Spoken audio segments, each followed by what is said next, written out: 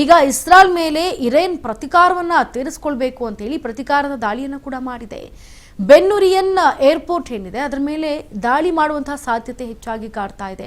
ಯಾಕಂದ್ರೆ ಇಸ್ರೇಲ್ ಮೇಲೆ ಗುರಿಯಾಗಿಸಿಕೊಂಡು ದಾಳಿಯನ್ನ ಮಾಡಿರುವಂತಹ ಇರಾನ್ಗೆ ಈಗ ಪ್ರತಿಕಾರವನ್ನ ಇಸ್ರೇಲ್ ತೀರಿಸಿಕೊಳ್ಬೇಕು. ಹಾಗಾಗಿ ಇಸ್ರೇಲ್ ಮೇಲೆ ಇರಾನ್ ಪ್ರತಿಕಾರದ ದಾಳಿಯನ್ನು ಮುಂದಾಗಿದೆ. ಅಂದ್ರೆ ಇರಾನ್ ಈಗ ಬೆನ್ ಗುರಿಯನ್ ಏರ್ಪೋರ್ಟ್ ಮೇಲೆ ದಾಳಿ ಮಾಡೋ ಸಾಧ್ಯತೆ ಹೆಚ್ಚಾಗಿ ಕಾಡ್ತಾ ಇದೆ. ಇಸ್ರೇಲ್ಗೆ ಯಾವುದೇ ಕ್ಷಣದಲ್ಲಾದ್ರೂ ಬೇಕಾದ್ರೂ ದಾಳಿ ಆಗುವ ಚಾನ್ಸಸ್ ಇರುತ್ತೆ.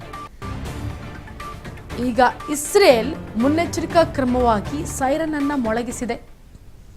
ಬೆನ್ ಗುರಿಯನ್ ಏರ್ಪೋರ್ಟ್ ಏನಿದೆ ಅಲ್ಲಿ ಸೈರನ್ ಅಲರ್ಟ್ ಅನ್ನ ಘೋಷಿಸಲಾಗಿದೆ. ಯಾರು ಕೂಡ ಏರ್ಪೋರ್ಟ್ ನಲ್ಲಿ ಪ್ರವಾಸ ಮಾಡುವಂತಿಲ್ಲ ಅಂತ.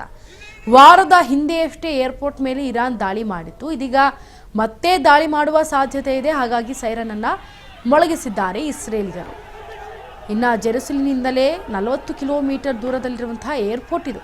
ಹಾಗಾಗಿ ಬೇಗ ಇರಾನ್ಗೆ ಅಟ್ಯಾಕ್ ಮಾಡೋದಕ್ಕೆ ಇದೊಂದು ಏರ್ಪೋರ್ಟ್ ಸಿಗುತ್ತೆ. ಯಾಕಂದರೆ ವಾರದ ಹಿಂದೆ ಅಷ್ಟೇ ಏರ್ಪೋರ್ಟ್ ಮೇಲೆ ಈಗ ಇರಾನ್ ದಾಳಿ ಮಾಡಿತ್ತು. ಹಾಗಾಗಿ ಈಗ ಅಲ್ಲೇ ನೆರೆಯಾಗಿ ಇರೋದ್ರಿಂದ ಬೆನ್ ಗುರಿಯನ್ ಏರ್ಪೋರ್ಟ್ ಸೈರನಲ್ಲಿ ಅಲರ್ಟನ್ನು ಘೋಷಣೆ ಮಾಡಿದ್ದಾರೆ ಇಸ್ರೇಲ್. ಯಾಕಂದರೆ ಯಾವುದೇ ಅಹಿತಕರ ಘಟನೆಗಳು ನಡೀಬಾರ್ದು ಅನ್ನೋ ನಿಟ್ಟಿನಲ್ಲಿ ಏರ್ಪೋರ್ಟ್ ಈಗ ಖಾಲಿ ಇರೋದನ್ನು ನೀವು ಗಮನಿಸ್ತಾ ಇದ್ದೀರಿ. ಬೆನ್ ಗುರಿಯನ್ ಏರ್ಪೋರ್ಟ್ ಸೈರನ್ನನ್ನು ಅಲರ್ಟ್ ಮಾಡಿದ್ದಾರೆ. ಯಾರು ಕೂಡ ಇನ್ನು ಸ್ವಲ್ಪ ದಿನಗಳ ಕಾಲ ಅಥವಾ 2-3 ದಿನಗಳ ಕಾಲ ಓಡಾಡೋ ಹಾಗಿಲ್ಲ, ಪ್ರಯಾಣ ಬೆಳೆಸೋ ಹಾಗಿಲ್ಲ ಅಂತ. ಸೊ ಹಾಗಾಗಿ ಜೆರುಸಲೆಂನಿಂದ 40 ಕಿಲೋಮೀಟರ್ ದೂರದಲ್ಲಿರುವಂತಹ ಏರ್ಪೋರ್ಟ್ ಇದು.